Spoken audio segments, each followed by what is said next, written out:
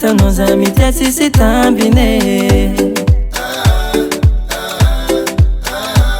Tegna lasanao akanja koa sakafo edy efa tsy sampangone. Tsara tsika mifagnaja patsavia ny fisara. Efa tsy tiako ankatya ankoatranao za. Afa izy efa sasatra fitya tsisy intere. Fandikavako latra mba omandra matintsika roe. Ipitrako tsara batsoravagny agnajako anao e tsy tiako misarake. Fitiavako anao e tsy anaovako adalana. Iarivako adiady boka aminao baby oh.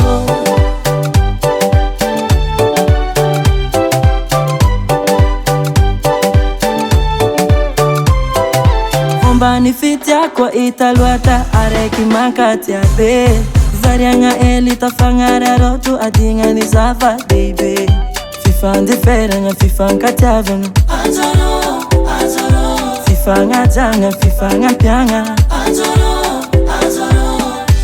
Tsara tsika mifagnaja patsavia ny fisara.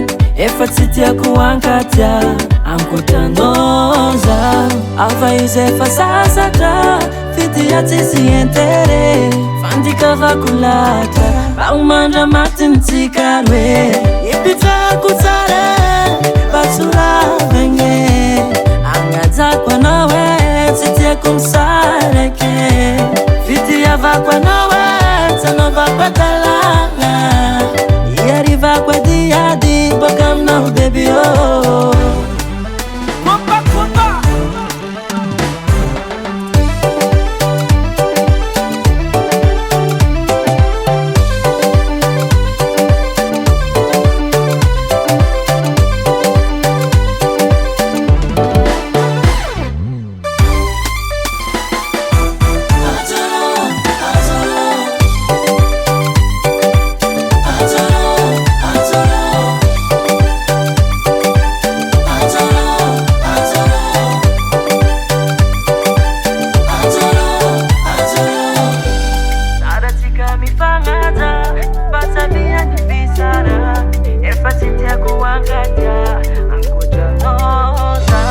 Afa izy efa sasatra fitya tsisy intere.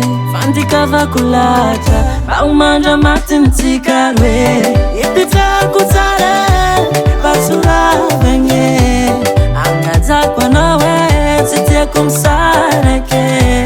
Fitiavako anao e tsy anaovako adalana.